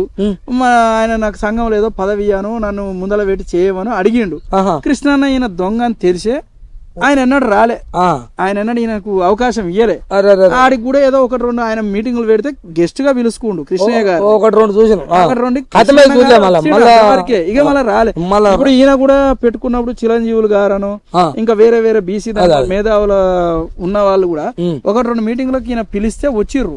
తర్వాత వాళ్ళు కూడా బంద్ అయ్యారు. ఒక్కసారి వచ్చి రెండోసారికి వస్తలేరు రాడు. అవును, ఈయన పేరేం పేరు డాక్టర్, ఆయన పేరు సుధాకరు, డాక్టర్ షరుకు సుధాకరు. ఆ సారు ఆయన ఏది మిరాలగూడ మీటింగ్ పెడితే పోయొచ్చుడు. ఆ పిల్లగాడు ఉంటుంది ఇక్కడ మరుగుడము, అది వెంకటేశ్ గౌడు. పిల్లగాడు ఫోన్ చేసి అది బాగానే అన్న నడిచింది చూస్తే ఊకుంటాను కానీ ఏందే సుధాకర్ అన్న నువ్వు గట్టెట్ట పోతావే గా మీటింగ్ అని అడిగిండు. పోతే నేను ఆర్ కృష్ణ అంటే నేను నమ్మని గాని కూడా నమ్ముతాడు అన్నాడు. ఆ పిల్లగానితో అట మాట ఆయన వెంకటేశ్వర తోటి మరి అన్ననే నీ పేరు వచ్చింది, అందు నీదేంటి అని ఆ కథ. అయితే ఆ వెంకటేష్ గౌడ్ అనే వ్యక్తి సుధాకర్ అన్న కూడా గౌడే. అయితే మా గౌడ్స్ అందరిని తీసుకుపోయి ఈ మల్లిగాని కాడ తాకట్టు పెడతావా, నువ్వు ఏ లెక్కన పోతావా అని చెప్పి కులం ఆధారంగా ఒక ఆయన సామాజిక వర్గానికి చెందిన వ్యక్తిగా ఫోన్ చేసిండు. దగ్గరగా వాళ్ళకు బంధుత్వం కూడా ఉన్నట్టుంది ఏదో గాని చేసిండు, మొత్తం చేసిండు. చేస్తే ఆ రోజే నేను ఏం చేసిన అంటే ఈ తీన్మార్మల్ అన్నది ఇదంతా ఉతదే, వీని భాగవతానికి మనం ఎట్లా మద్దతు ఇస్తాం. పైగా నేను గాని ఆ సుధాకర్ అన్న కూడా బీఆర్ఎస్ పార్టీనే, పార్టీ పరంగా కూడా మనం ఒక లెవెల్లో ఉన్నోళ్ళం, పార్టీ కొన్ని క్రమశిక్షణ ఉంటాము. మనం ఏ పద్ధతిలో పోతామన్నా వాని దగ్గరికి మనం ఎట్లా పోతాం అనే విషయంలో ఆ రోజే ఆయన నల్గొండలో కలిస్తే నేను కలుసుకొని మాట్లాడుకున్న తర్వాత ఆ తమ్ముడు ఎవరో ఆయనకు ఫోన్ చేస్తే ఇక ఆయన కూడా అందులో ధనంజయ కూడా వచ్చిపోయిండు, కొన్ని విషయాలు మాట్లాడిండు, భవిష్యత్ కార్యాచరణ ప్రకటిస్తామని చెప్పిండు. అది కథ. అదే నేను ఆయన అన్ని మాట్లాడేది అది ఒకటే తిరుగుతా ఉంది, బాగానే తిరిగింది అది. ఆ మధ్యన చూసిరు రాగో ఇటువంటి గాయనే చెప్పిండు. అంటే షరుకు సుధాకర్ అంటే అంత పేరున్నాడు ఆయన, కేసులు ఉన్నోళ్ళ తెలంగాణ పోయా అట్లా జరిగింది. కాబట్టి అటోటి మేధావులు కూడా చెప్పినప్పుడు మరి ఇంకా కొడుతుండేది డబ్బా ఈ దుకాణం. ఇంకొక మాట నిన్ననో మననో అది ఏంది మా దాంట్లో ఆ ఫోన్లో చూసిన అది ఏ1 వాడు ఏమవుతుండేను ఏ2 అంటున్నావు, ఏ1 ఏంది 2 ఏంది ఇంగ్లీష్ పీసులు నాకు తెలుగులో చెప్పాలి చెప్తా. మీరు చదువుకునే వాళ్ళు అంటే నేను ఇది అడుగుదా 1 ఏంది 2 ఏంది ఇదే పడేది నాకు. అయితే ఏం లేదు, ఇప్పుడు మనం బీసీ సంఘాలు ఎవరి సంఘం వాళ్ళకు ఉన్నది, మేమంతా కలిసే పని చేస్తున్నాం, సంఘాలుగా వేరున్నా కలిసి పని చేస్తున్నాం. వీడోడు వచ్చి ఈడో కొత్త దుకాణం పెట్టుకోండి, బీసీ చైతన్య సంఘం అంటాడు, బీసీ పొలిటికల్ సంఘం అంటాడు, ఏదో మన సంఘం ఏందో ఆయన పేరు ఏందో పెట్టుకోండి. నేను ఏమన్నా అంటే ఇప్పుడు ఫస్ట్ నుంచి వచ్చిన వాళ్ళందరూ బంద్ అయ్యారు, వాళ్ళు పిలుస్తుండు వాళ్ళు తెల్లారు ఉంటలేరు. అయితే సంఘం అని పెట్టుకుని దాంట్లో 4-5 తీసుకొచ్చిండు. ఆయన కులపోలను ఒక 2-3 ఒక 2 యాదవులని, 2 గౌడుని, 1 పద్మశాల అని తీసుకొచ్చి పెట్టుకుండు. ఈ పెట్టిన వాళ్ళ ఇక వాళ్ళు కూడా నా బీసీలే, వాళ్ళ మంది కాదు, మా యాదవే, మా గౌడే, మా పద్మశాలే, మా ముదిరాదులే ఉన్నారు, ఇక మా ఊళ్ళో ఉన్నారు. కాబట్టి నేను వాళ్ళ పేర్లు చెప్పను. కానీ ఇప్పుడు ఈయన పక్కన ఉన్న ఎవరు కూడా నేను అన్నది ఏంది ఏమన్నా అంటే మన ఇంగ్లీష్ రాదంటే అయితే తాత ఏ1 ఏ2 అంటే అక్యూజ్డ్, ఏ అంటే అక్యూజ్డ్ ఇప్పుడు వాడు లంగ పని చేస్తాడు ఊళ్ళే, ఏదన్నా నేరం చేస్తాడా, అవును పోలీసు వాళ్ళు ఎఫ్ఐఆర్ రాస్తారా అంటే కేసు రాస్తారుగా, అవును. అలా 4 కలిసి చేసిర్రు అనుకో, ఇంట్లో నెంబర్ 1 ఈ మొదటోడు ఈడేరా. ఇప్పుడు గాడ రాజు అని ఒకడు ఉండు, సురేష్ అని ఒకడు ఉండు, నరేష్ అని ముగ్గురు కలిసి లంగపని చేశారు. ముఖ్యమైన రాజు గాడు A1, ఈ నెంబర్ 1, ఈ నెంబర్ 2, నెంబర్ 3 ఇట్లా పెడతారు కదా, ఈ అన్నట్టు A1 A2 ఇప్పుడు ఇలా A1 A2 అయితే ఇప్పుడు ఆయన సంఘంలో ఉన్న ప్రతి ఒక్కరి మీద గీయే కేసులు, ఒక్కొక్కరి మీద 10 కేసులు, 12 కేసులు, 20 కేసులు, వీళ్ళే ఇక అంత కేసులు. గీళ్ళని పట్టుకొని నేను అది A1లో A2ల సంఘం బీసీ సంఘం కాదు అన్న. మరి A1 A2లను చూసే మరి రాష్ట్రంలో A1 A2ల చూసి ఆ సంఘం అంత ఉద్ధృతం లేస్తుందేమో, మరి భయపడుతున్నట్టుంది. వాళ్ళ మాట వినకపోతే ఏమన్నా అవుతుందేమో అని పట్టించుకోవట్లేడు, ఎవరు పట్టించుకోవట్లేదు, అంతా ఉత్తదే. కానీ ఇక ఏమంటారుగా ఏం లేదు ఇస్తారంటే ఎగిరెగిరి పడుతుంది అన్నట్టు, ఏం ఆధారం లేదు దారం లేదు దానికి, అయినా ఎగురుతుంది, అది ఇష్టం వచ్చినట్టు మాట్లాడుతుంది. మరి ఇది బీసీ అనే మాట కూడా ఒక మాట. మరి అప్పుడు నువ్వు మళ్ళీ మరి తిరిగిరుగా ఫస్ట్ లా తిరిగిన ఈ ఊదురనగరు ఎలక్షన్ అనుడు, పాదయాత్రలు అనుడు, చింత చెట్ల కింద వాడు, మరి అప్పుడు ఉన్నదా ఇదంతా ఇప్పుడు ఉన్నది? అప్పుడు ఏం చేసిండంటే బహుజనవాదం, బీసీ వాదం, పూలే అంబేద్కర్ సిద్ధాంతం అని నమ్మబలికిండు అంతే, నమ్మబలికిండు. అప్పుడు కూడా ఆయన కాడ ఏం లేదు, నేను ఒక మాదిగా బిడ్డనే పెళ్లి చేసుకున్నా, కొడుకు ఇది పెద్ద, నేనే పెద్ద మాదిగని అని చెప్పుకొచ్చి ఎక్కడ పోయినా బహుజనవాదం. ఇంత సాయి పైసలు ఎరిగి మన విశారదన్ మహారాజు ఉండుగా, ఆ విశారదన్ మహారాజు గారి మాటల్ని కాపీ పేస్ట్ చేసుకుంటా ఇంత సాయి పైసలు ఏరి మనం అందరం రాజ్యం, మనం రాజులం, మనమే పాలించాలి అని చెప్పుకొస్తే మనం స్వతహాగా భోజనవాదులైన మేము, నా ఎమ్మటి వచ్చిన మా తమ్ముళ్ళు, మా సోదరులు, మేమంతా కనెక్ట్ అయ్యి పని చేసినాం. వాదం లేదన్న రోజు దాన్ని తరిమేసినాం, బయటకు వచ్చినాం. లేకుండా ఇప్పుడు అప్పటి పిల్లలు ఒక్కరు లేరు. మరి ఏమనుకుంటున్నావు? మొత్తం కట్టాక అయితే బిర్జులు వేసిన అంటాడుగా. ఏది లేదు, ఆయన తోట బీసీ ఉద్యమం కూడా నీరు గారుస్తానికి రేవంత్ రెడ్డి దగ్గర రేవంత్ రెడ్డి ఆడిస్తున్న ఆటలో ఈయన పావుగా ఉండి బీసీ ఉద్యమాన్ని నీరు గార్చడానికి వచ్చిండు.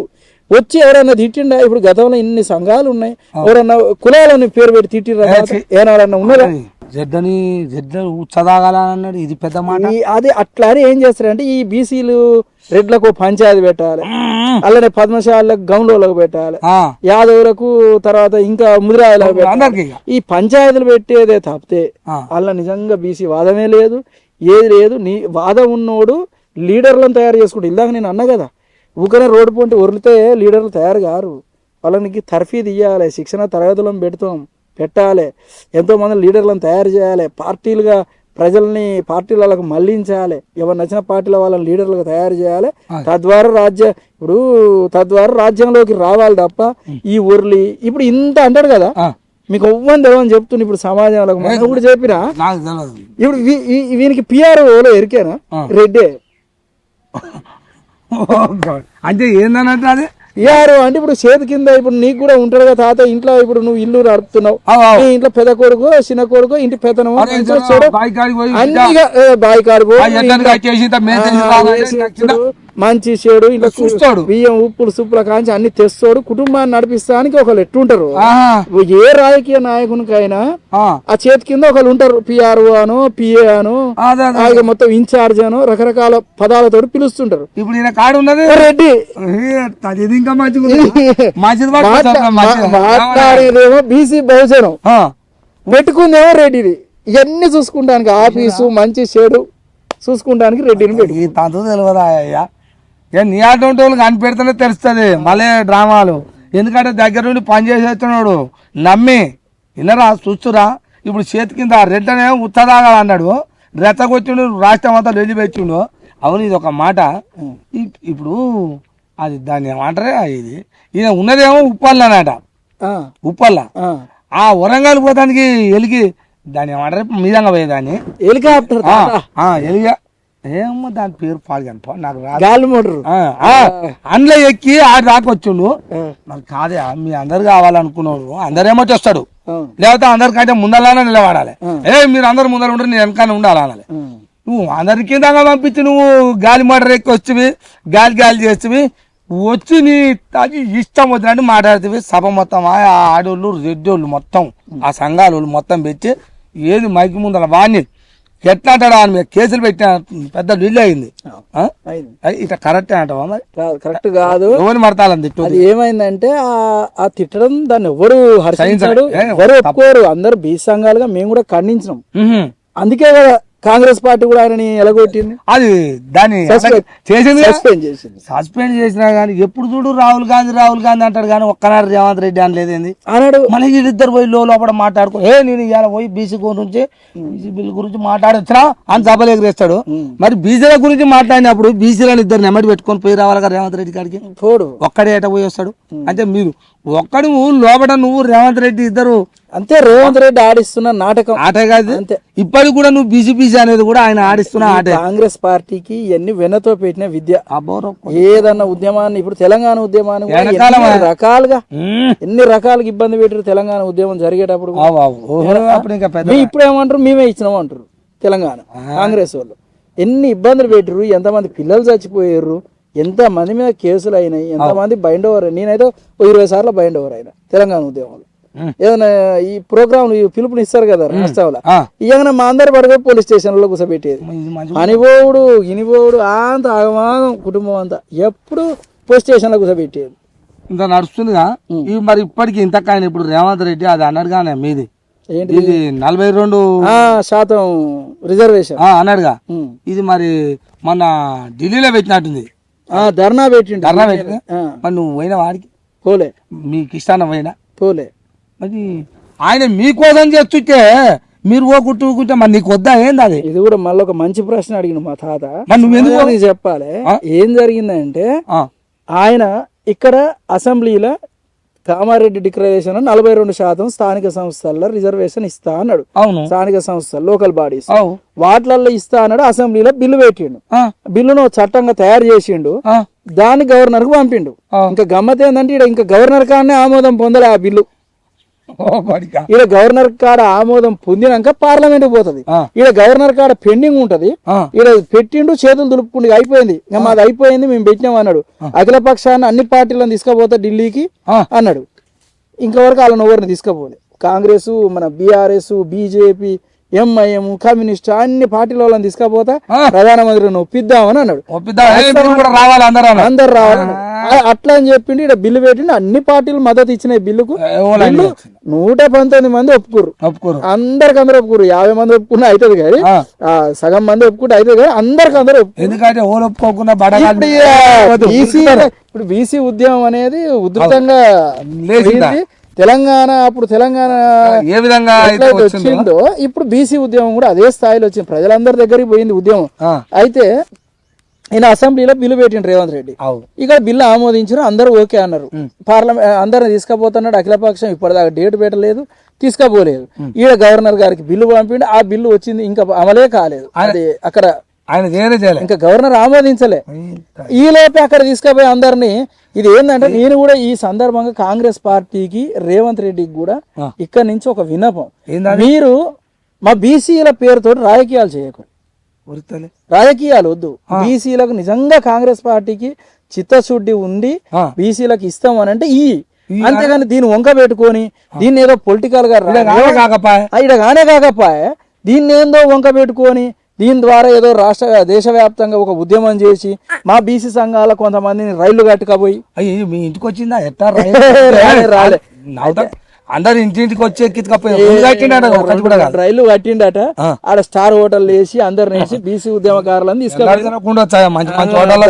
దానికి కొంతమంది పోయిర్రు మేమేమన్నామంటే ముందు ఇక్కడ నీది కానీ మేమేమంటున్నాం నిజాయితీగా దీని మీద రాజకీయాల డ్రామాలు ఇవ్వద్దు 42% ఇస్తానికి అసలు కేంద్ర ప్రభుత్వ అనుమతి అవసరం లేదు ఎంగేజ్మెంట్ అని పెట్టుకురు కానీ పత్రికలు కొట్టేనే అయిపోయింది నేనేమన్నా లోకల్ బాడీ స్థానిక సంస్థలకు రిజర్వేషన్లు ఇచ్చేది ఎన్నికలల్లా లోకల్ బాడీస్ కు లోకలే ఇక్కడ ఈ ప్రభుత్వం నిర్ణయిస్తే సరిపోతుంది దానికి రాజ్యాంగంలో 246D/6 అనే సెక్షన్ లా ఆ ప్రకారం ఆ సెక్షన్ ప్రకారం ఇక్కడ నువ్వు 42 ఇచ్చుకుంటావా ఏంటంటే జనాభా లెక్కల ఆధారంగా నువ్వు ఇచ్చుకోవచ్చు ఈ రాష్ట్రం పరిధిలో నీకు ఇక్కడనే ఇచ్చుకోవచ్చు ఓటుకు అవసరం లేదు అక్కడ విద్యా ఉద్యోగాలు ఉంటాయి కదా వాటికి కూడా రిజర్వేషన్లు ఇవ్వాలంటే ఒక జీవో తీసి ఇక్కడ ఈయన ఇవ్వచ్చు తమిళనాడులో బీహార్లో గతంలో జరిగినప్పుడు ఏమైందంటే ఇక్కడ జీవోలు తీసి ఇస్తే కొంతమంది కోర్టుకు పోతే అది కొట్టేస్తే సో అక్కడ పోయిండు పార్లమెంట్ లో 9th షెడ్యూల్ లో చేర్చి వాళ్ళు తమిళనాడులో వేరే రాష్ట్రాల్లో తెచ్చుకోరు.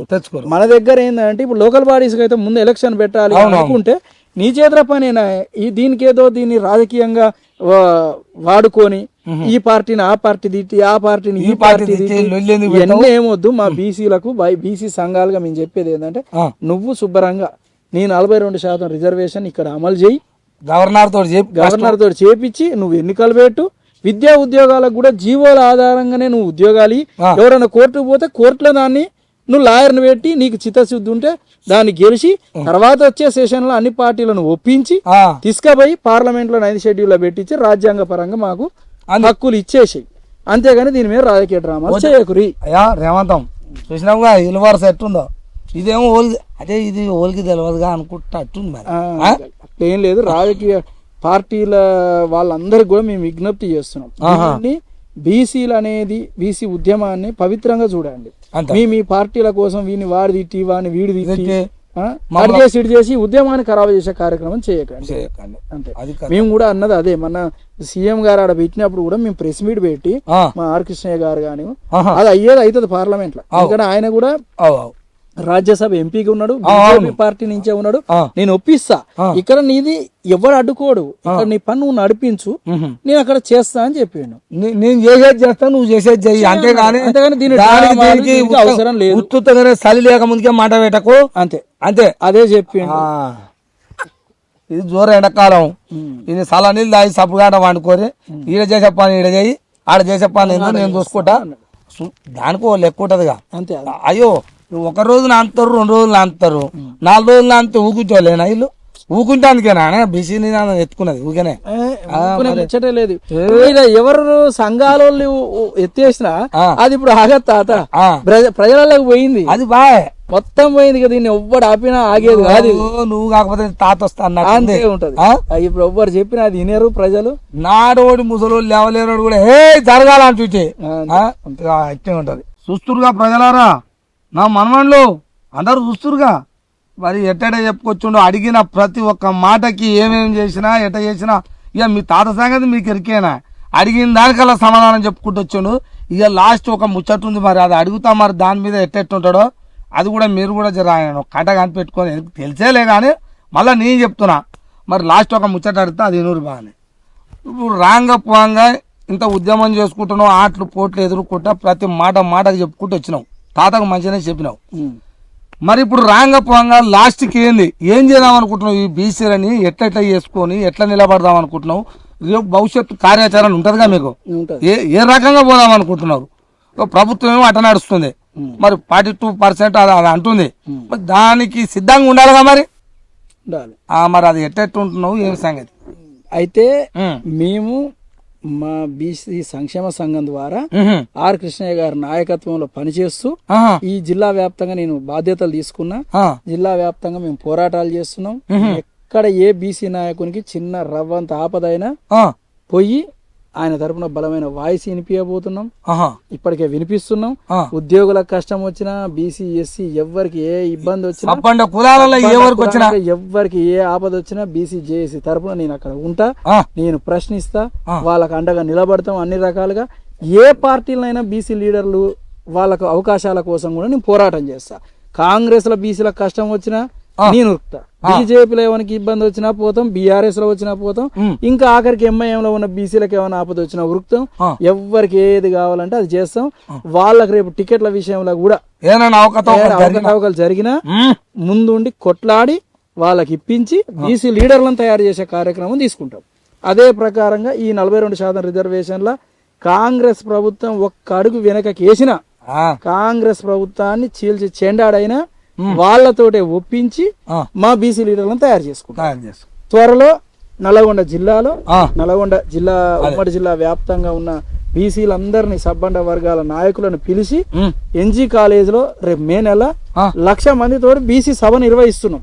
ఓ కాత పెద్ద 1,00,000 మందితో కాదా, నువ్వు కూడా రావాలి. మరి నువ్వు ముసలోని ఉంచుతావు అంటే నువ్వు కావాలని కాదు, కానీ ఇంక నీ పని మీద వాడి ఇంత పెద్ద సభ అందరినీ పిలుచుకుంటా సభకు తయారు చేసుకోవడం ఎవరికైనా నేను ఆదుకుంటాను 100% అట్టే ఉండదు. వస్తా, నేనెందుకు రాను? సబ్బండ కులాల తాతను మర్చిపోతారా మీరు? నేను ఏడికైనా వస్తా, ఏడికైనా మీ వెనకంగా ఉంటా. చూస్తురుగా ప్రజలారా.